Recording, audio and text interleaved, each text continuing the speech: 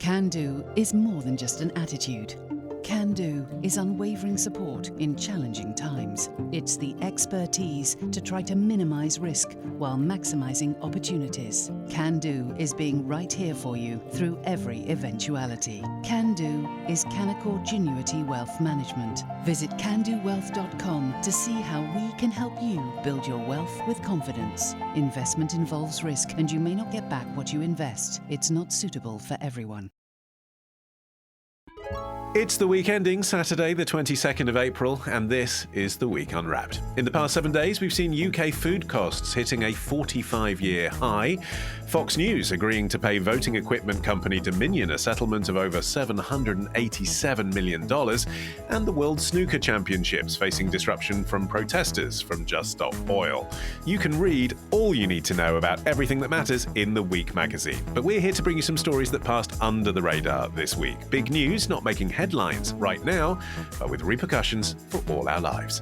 I'm Ollie Mann. Let's unwrap the week.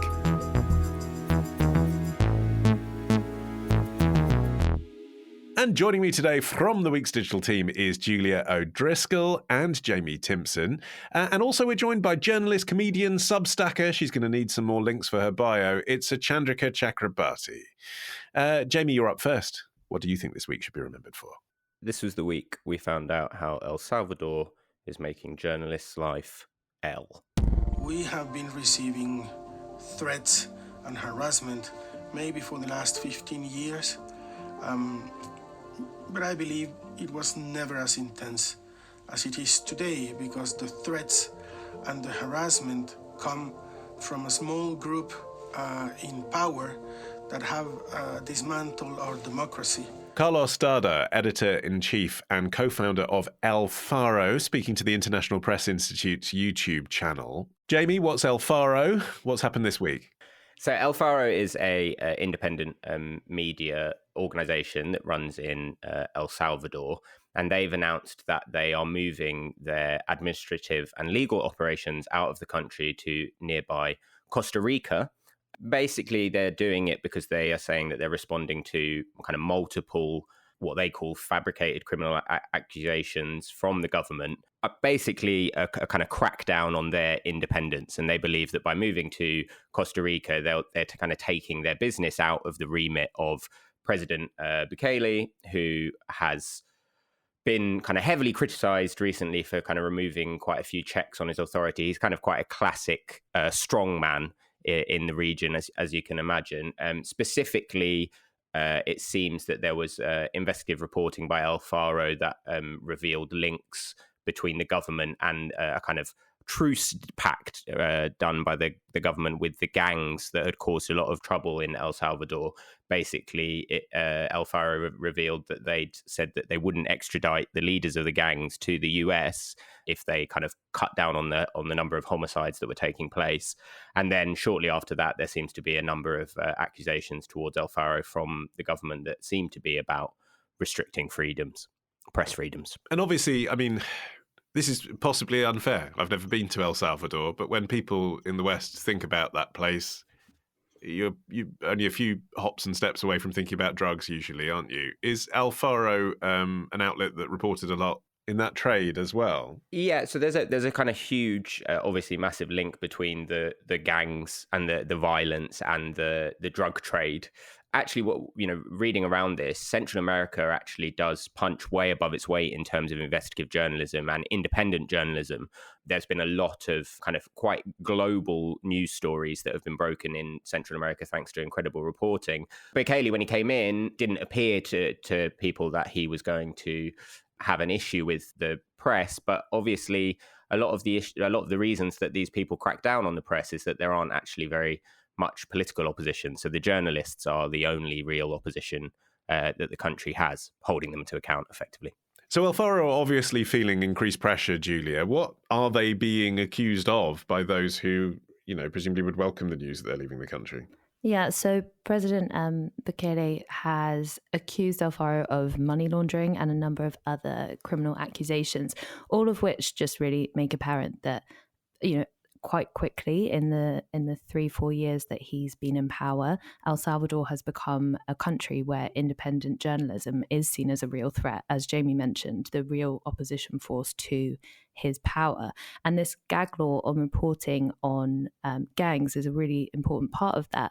But also a number of journalists at Al Faro, I believe it's more than 20, were found to have had Pegasus software installed on their mobile phones. And that's Israeli spyware that the company that creates it, NSO, claims that it's to monitor individuals, but it's been basically seen as state surveillance.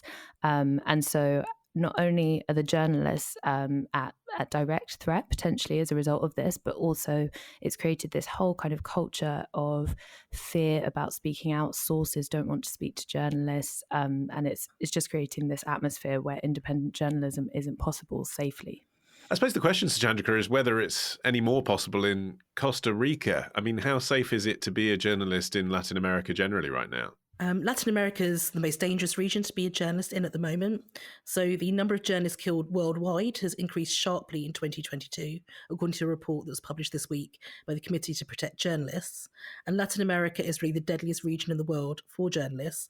30 journalists have been killed in 2022, accounting for nearly half of the 67 media workers killed worldwide. And that number is the highest since 2018. And the number of 67 is a 50% increase from 2021. So in just 1 year, that number has really leapt up.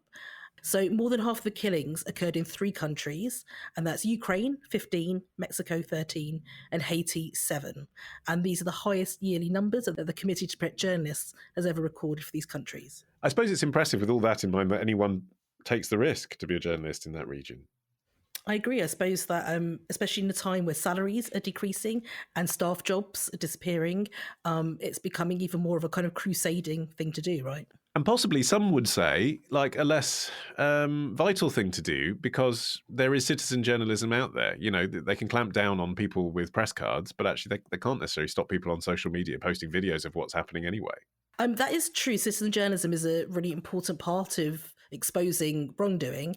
But I will say that, as you know, someone who's been a journalist myself and speaking to a load of people who are journalists on this podcast, that you miss out on the infrastructure that creates training for going into dangerous places that journalists tend to have if they're going into war zones and other places like that.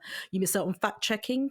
You miss out on the added kind of oversight of making sure you're using photos that are safe to use, making sure you're using video footage that doesn't contain images that are difficult for the audience to look at. And also there's something called vicarious trauma, which journalists who look at lots of images of death and violence and so on tend to suffer from. And so that's becoming overloaded with the difficult emotions around these images, and then eventually perhaps achieving burnout and not being able to work. And so all of these sort of safety considerations and safety nets for the journalist are missing when it's just citizen journalists putting things onto social media. So it is important that journalists who are trained in parts of organisations are involved and are safe. But it's so weird, isn't it, that these journalists, Jamie, that work for Al Faro are not going to be on the patch they're writing about anymore. I mean, from that point of view, you do wonder, can you trust what they're going to say now? Because they're not even in the country that they're reporting about.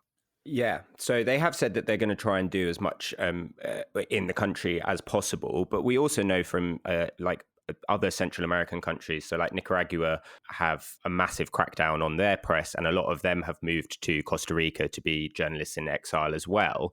And we also know that that's the struggle with journalism when you are in a different country, is that you have got to use sources that are willing to put their heads above the parapet and really kind of their livelihood and their life is at stake. And so it does make the job a lot harder. The question about as well whether Costa Rica is in much better health is interesting, because President Chavez there, another one that came into power quite recently, he kind of drew a lot of comparisons with Trump and Bolsonaro during his election campaign, because he said that if he was elected president, he would destroy 2 of the main media outlets in the country who had basically been holding him to account during the election process.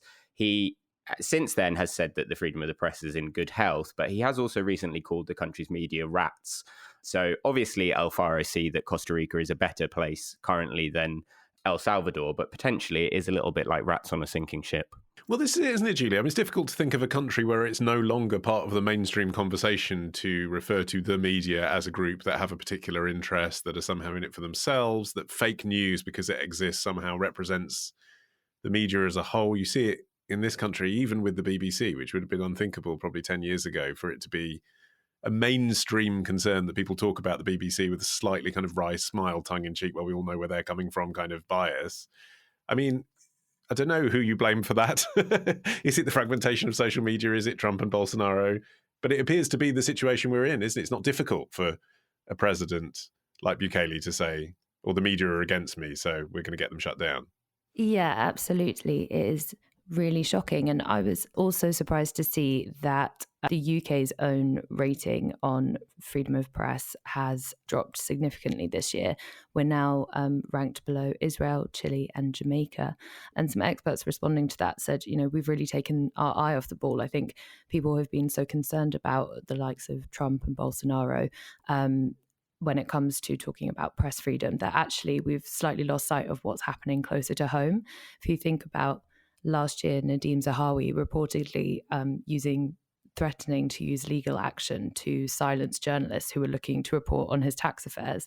And there was also obviously the case of a photographer who was taking pictures of climate protesters, and he was arrested despite showing a press card. Really the kind of stories that you wouldn't have imagined happening, but now just seem like, yeah, okay, this is the reality that we're in. And it doesn't really help Bukele, does it, in the long run, Jamie? I mean, if they were anti him in the first place, they're going to be even more anti him now and still publishing. No, yeah, and I think it's something that he potentially doesn't really care huge amounts about. He's kind of most well known in the West for being the kind of Bitcoin president, because El Salvador was the first country to make a cryptocurrency legal tender. So he obviously is someone that loves to kind of bring the media attention onto him. I think what Julia's saying is like super important though, and it can seem a bit self-serving and annoying to listen to a podcast full of journalists talking about how important press freedom is, but without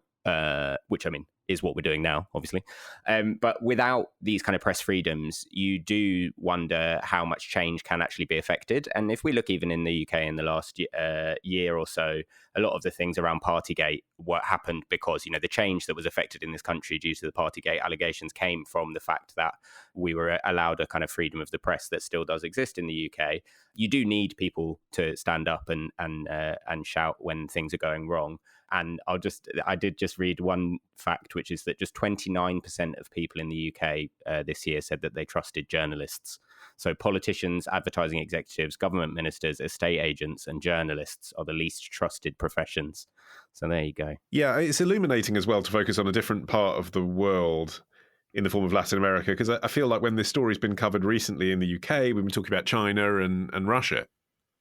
Yeah, I mean, this week we've seen the pictures of the US journalist Evan Gershkovich, who's been arrested in Russia, and he's now appeared in court, and he does seem well and healthy, but he's in this kind of weird glass cage, which I thought looked like a stationary Pokemobile, and he's kind of given a thin smile to the reporters there, but it's just a reminder that there are countries where journalists have been unsafe for a very long time, and this journalist is even a US citizen, but he is been detained and he's on trial right now. So it really is just across the globe a really difficult time for journalists to feel safe doing their jobs. Okay. Julia, you're up next after this. Can Do is more than just an attitude.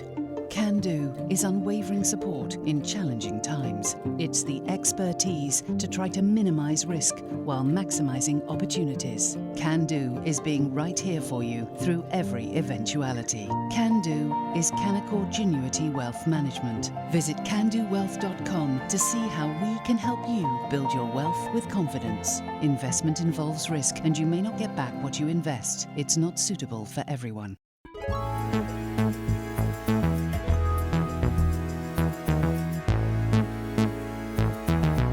Okay, Julia, your turn. What do you think this week should be remembered for? This week we ask, can true crime ever be ethical? What's he like? He was kind. He was just nice. But it's my ex, Raoul. He'll not have it. You and me. The gunman's been named does Rowley moves. Shoots his ex, shoots a new fella in cold blood. He's coming for you. For who? Coppard. This man declared war on Northumbria Police. I'm not resting until I get him. The trailer for The Hunt for Raoul Moat on ITV all this week. Julia, have you been watching? What's the story? I haven't been watching, which I think means I can say I've taken an ethical stance on this topic. But I am a true crime fan, so actually it is slightly more that I was watching Succession, to be honest. So this drama has come out this week, and it's re-sparked a debate that has been going on for probably the last 10 years about the ethics of true crime. So it's a dramatization of the manhunt that happened in 2010 looking for the killer Raoul Moat, who shot and killed one man and also severely injured two others. So TV critics are saying that the drama in itself has done quite a good job of depicting the events. It's not too sensationalized, but there are vocal critics on social media and in the press who say that true crime just shouldn't really be a topic for entertainment, and that shows like this really cause more harm to victims again.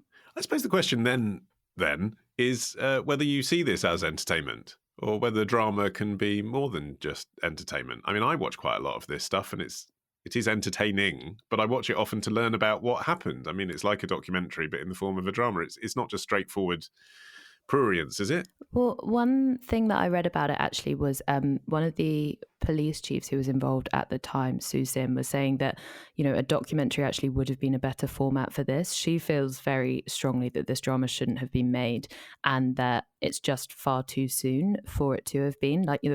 It's such a recent event to have happened. A lot of people in the UK will remember it. And so actually a really well-told documentary interviewing the victims and kind of centering their story rather than a dramatization might have been a more appropriate way to approach the topic. But then I guess, Suchandrika, you get onto the business of viewing figures, don't you? I mean, ITV aren't in the business of commissioning stripped programming at 9 p.m. to run it 3 nights a week, unless they know millions of people are going to tune in. And obviously a documentary doesn't bring that kind of audience, and a drama does. So again, if they're reaching the audience that learn about the killings, is that ethically problematic? Do you know what's really interesting about this is that in about 2017, when I was still working at the Daily Mirror, I went to a conference, and Chartbeat, which is a company that runs software that allows news websites to see which of their stories have got like the most attention, where the people are coming in, the readers, like are they coming in from social media or the homepage and that kind of thing. And one of the top stories is written by one of our reporters, and it was a retelling of the Madeleine McCann story. And as the person presenting from Chartbeat said, there's something of the tell me again, which made it really popular. And I think that is true of this dramatization as well, that people read the headlines, but they don't necessarily know everything about the story. And to have someone present it again in a quite digestible way, that is very compelling to an audience to say, well, tell me again what actually happened. And I think the audience is also really interested in like the emotional truth of a story. For some reason, if something's got quote unquote authenticity, if it's closer to the reality of what happened, that seems to bring the audiences in, and that seems to be behind what makes people very obsessed with true crime. And so it feeds our natural desire to like solve puzzles and so on, but also to experience something that probably most of us will never experience, which is to see someone go on a killing spree or to see a murderer at work. And so for most of us, it is a kind of prurient, like, what would that be like? And for me personally, I don't enjoy true crime and I don't really consume that media, but I do understand why it fascinates people. And more than anything, the reality of it seems to be very important, and people do get upset if something turns out to be fictional when they were told it was true. Just a good example is the writer James Frey. Back in 2006, Oprah pushed forth his memoir, A Million Little Pieces, which is about his time as a drug addict, and it had lots of detail and violent things going on. Then it turned out it wasn't true, and the backlash was huge. And so there is something around truth and crime and experiencing something through a story that I think will bring the audiences in, but it does leave us, particularly those of us being journalists here, feeling a bit like, is that right? Yeah, I mean, emotional truth is a really interesting phrase, isn't it, Jamie? Because it's not as if you don't make the drama, there isn't then extant material to read all about Raoul Moat, but what are you reading? You're reading perhaps more sensationalized tabloid reporting from the time that doesn't tell you what he was really like and what, with a bit of perspective, the people around him behaved like. Or you're looking at, in this case in particular, some pretty cranky Facebook groups out there.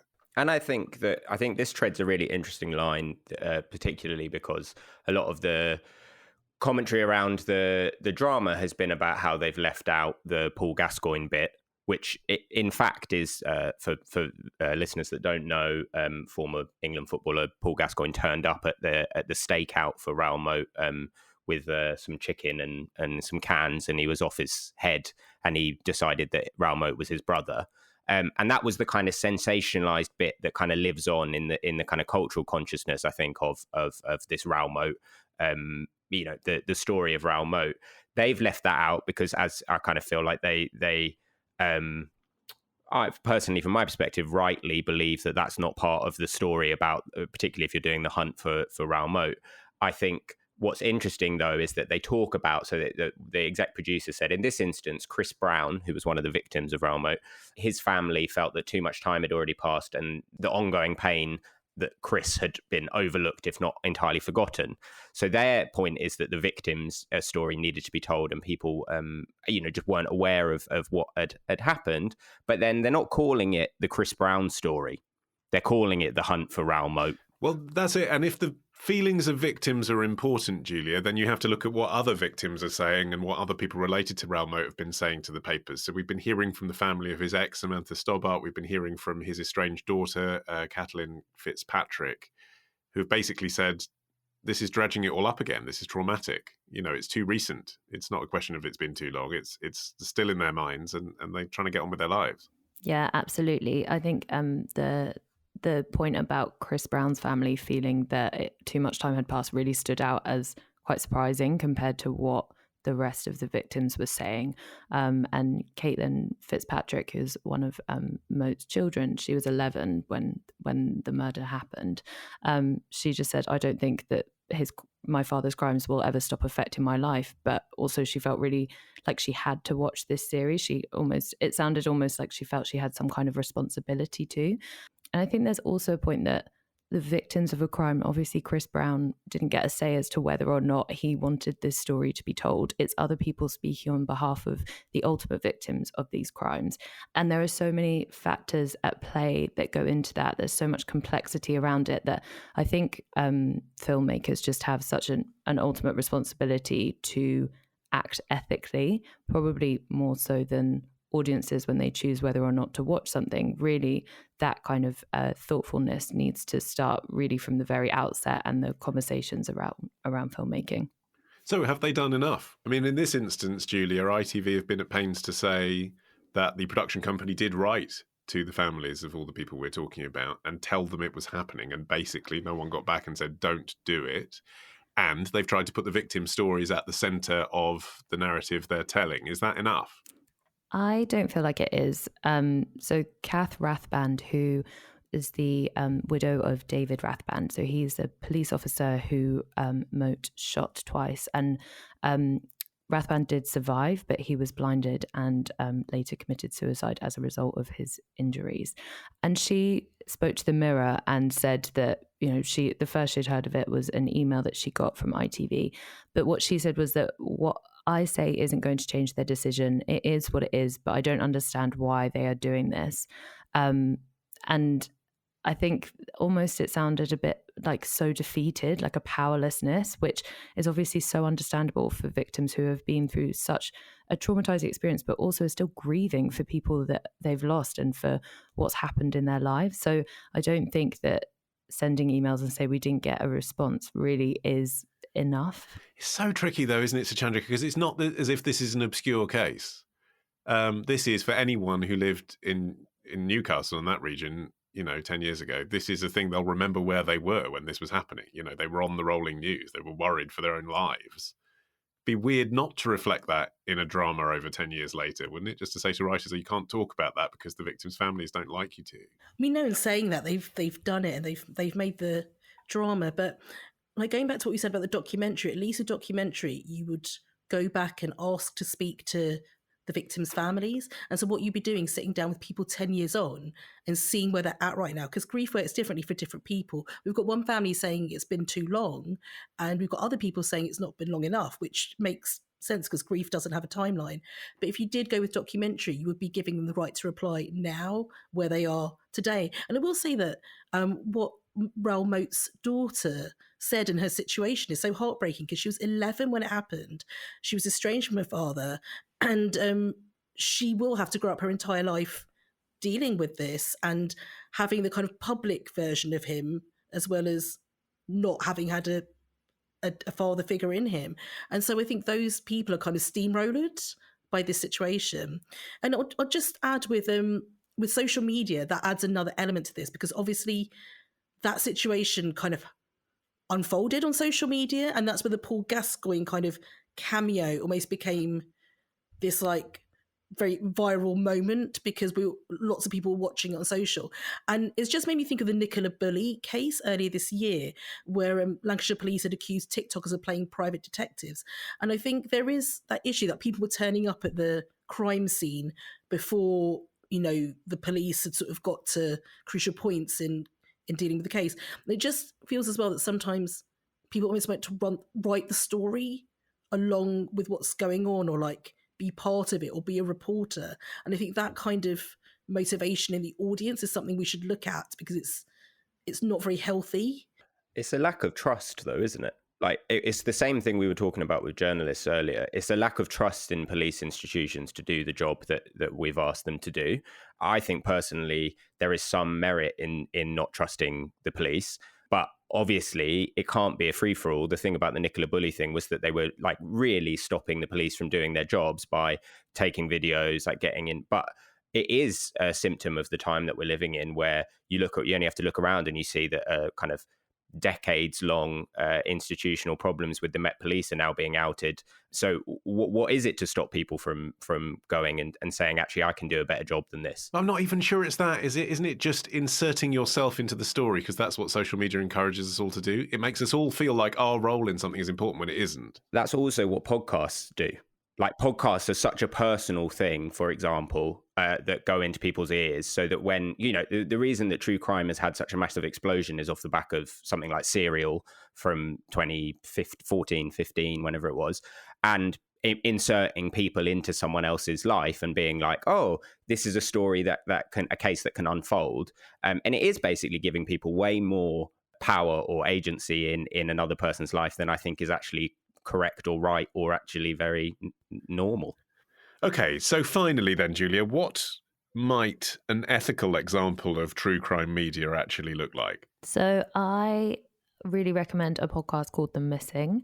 It's hosted by Pandora Sykes, but it's made in collaboration with Locate International and Missing People, which are two charities that are trying to find out what happened to people who disappeared. And each episode, they focus on a specific case. And the story of what happened to these people is basically told through their friends and relatives. And the whole point is that they're hoping that they'll uncover new leads and information, and that publicity through the podcast will enable that. But it's all kind of done with these charities who are facilitating an online forum, who are monitoring it. So it is calling for public involvement, but not in the kind of like social media viral aspect. It's more about trying to harness awareness, I guess, and just bring attention, but in as sensitive a way as possible. Okay, so Chandrika, you're up next after this.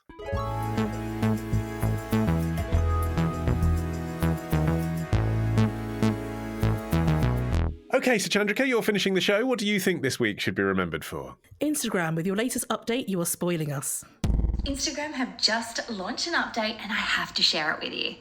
So Instagram is now allowing you to have 5 links in your bio. As you can see, I've added in 5 links, and they're to things that I'm wanting to sell or I'm wanting to promote. Are you super excited for this update? It's been a long time coming, right? It's quite sweet, isn't it, to be so excited about links? Digital marketing consultant Kate Emily on her YouTube channel on Wednesday. So Chandrika, she sort of told us the story there. That really is the story. You can now add links to Instagram. Why is that your story of the week? Oh, links, lovely links. So I've done this now. I've updated my Instagram app and I've added 5 lovely links and it felt beautiful. And this is why. Generally, social media platforms have wanted to keep you on the platform and not send you off to other platforms or to stories. And this has been a bit of an issue for journalism, which I feel is the theme of today's episode. So going back to sort of when Facebook was a bit more of a big deal for newsrooms back in like 2016 or so, you could put stories onto Facebook, but news organizations will always kind of negotiate with Facebook about how many clicks it would take to actually get to their website and so for them to get the reader. And so what Instagram is doing kind of goes against what all the other platforms are doing. And they are now allowing you to put 5 links out to any website you want. There are no parameters into your bio. And so usually creators and people selling stuff on Instagram, they do something called Linktree, which is one link that sends people out to a variety of links. But now you can have those links directly from your bio and it tells people where they're going. And so in that way, you're more likely to get the click and to get the eyeballs onto your website. Okay, so what's changed in the logic that they had before, stopping people from linking to external websites? They didn't want you to leave their website before. Why now would Meta want people to leave Instagram to go to other places? What's the advantage they're getting here? So that is really interesting, and it's not something that Mark Zuckerberg, who runs Meta, it's not something he is telling us, but it does strike me that, for instance, Twitter, people might have noticed there's some weird stuff happening at Twitter. And so, for instance, in the last week or so, they got in a fight with Substack, and for a while you couldn't sort of put Substack links into Twitter and you can embed tweets into Substack, which messed people up for a little while. A bit before that, you could put Mastodon links into your bio and just all these kinds of things. And so with Instagram saying, look, we're going to let you put in 5 links, they can go anywhere, there are no boundaries to this, it does open up the fact that people say, well, great, I can put tickets into my shows, I can put links into my shop, I can do all this stuff. Maybe I'll put more effort into my Instagram and maybe I'll spend more time on there. And that could be where Instagram is heading. It also was quite interesting in that announcement that Zuckerberg made, Jamie, that he said, he didn't say much, but he said it was one of the most requested features that Instagram users have been asking for. That seems quite pointed, doesn't it? In the context of what Elon Musk has been doing to Twitter, which is very much not what anybody was asking for.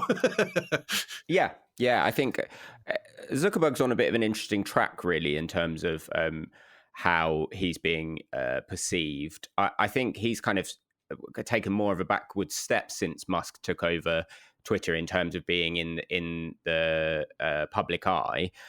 I think potentially one of the key reasons that he's announcing this is it's an easy win when you are laying off 21,000 jobs and implementing a hiring freeze for most new roles, as Meta are. They're also, just today, the FT announced that they're moving Instagram from London to New York, basically because Zuckerberg wants a kind of leaner organization to get rid of more middle managers. And you know what? I support that.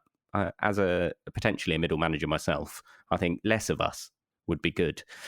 So yeah, it is interesting. I would say there were probably some slightly different reasons why Zuckerberg would be willing to stick his head above the parapet a bit with this, particularly to, like you say, to give a contrast to someone like Elon Musk. But personally, from my perspective, it literally doesn't matter to me at all.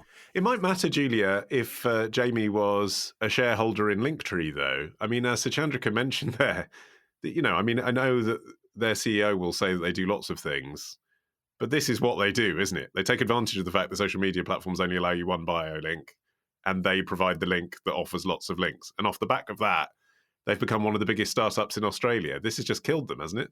Yeah, absolutely. And it's not just Linktree. Obviously, they're probably the most famous and profitable example, but there are loads of other companies that offer these services, and lots of social media tools as well will have their own version that they offer to users, often for, they'll tag that on as an added extra, which they might not be able to do anymore.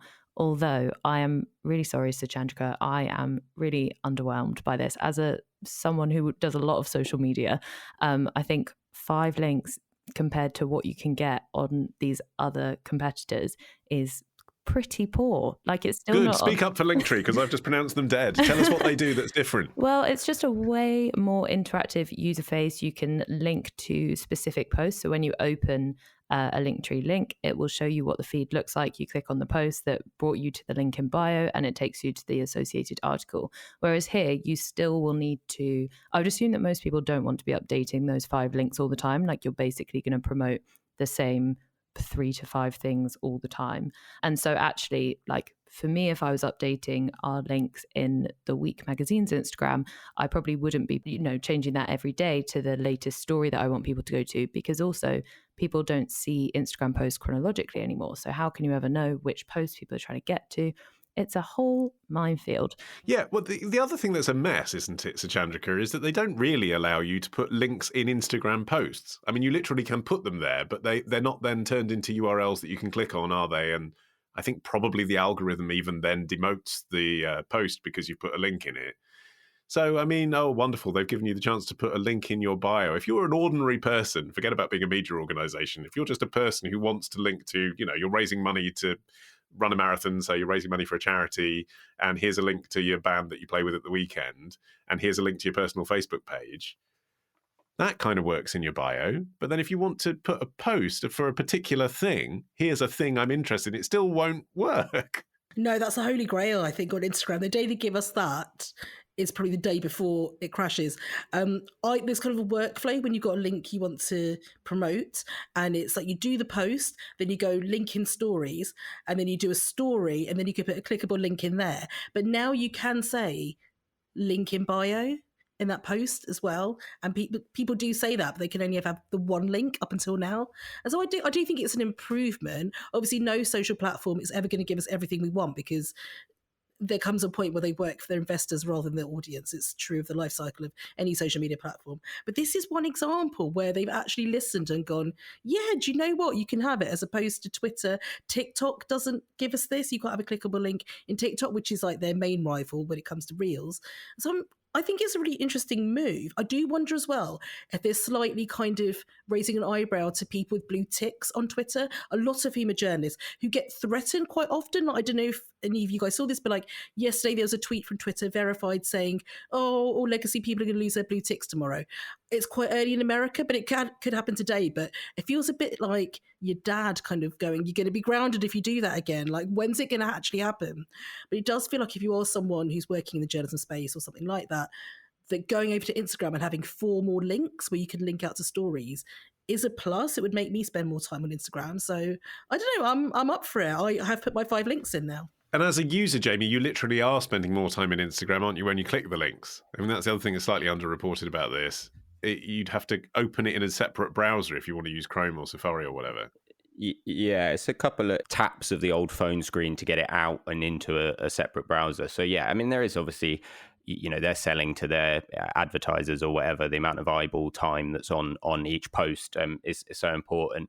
I think I just wanted to pick up what Suchandrika said about no kind of social media ever giving everything that we want. And I'm kind of here to say that isn't an impossible dream. I believe that one social media app will give us everything that we want. But I do think one of the things I was reading around this, even though, as I said, it doesn't matter to me at all, was just that how the disintegration of social media has moved much more towards smaller groups. So things like Discord for like your more niche interests, Reddit, subreddit forums, if you're interested in more smaller groups. And even Meta, I think Zuckerberg himself said recently that the biggest growth in Facebook has been like your local forums, your I love whatever part of the place that you live in is, so you can complain about the bins not being on time or about what someone's doing across the street.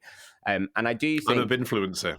Are you? You're a binfluencer? Yeah. Well, I put my bin out. I remember what colour it is every week, and then the rest of the street copies me. Yeah. Wow. Is this one of your Reader's Digest columns, Ollie? No, this is real life. Oh, wow. Okay. So Harvard organised a program to help students create new social networks. And one of the ones that came out of that program last year was this one called Minus, which only lets users publish only 100 posts on their timeline for the entirety of their life. So the idea is to make people feel connected in an environment where their time together is treated. Can you imagine? Can you imagine? Well, Julia would lose her job instantly. Yeah, your top 100 in your life ever. So I think there's a chance that we'll get everything that we hoped and dreamed for.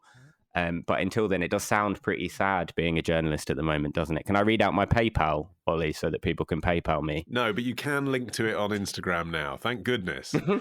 With which I say, Jamie, thank you, and Julia, and to Chandrika. You can follow this show for free and get every episode as soon as it's released by searching for The Week Unwrapped wherever you get your podcasts and tapping follow. We can put the link in the bio, can't we? It's only a matter of time. You can also get 6 free issues of The Week magazine with a trial subscription if you go to theweek.co.uk/subscribe. In the meantime, I've been Ollie Mann. Our music is by Tom Morby, the producer Sophie King at Rethink Audio. And until we meet again to unwrap next week, bye-bye.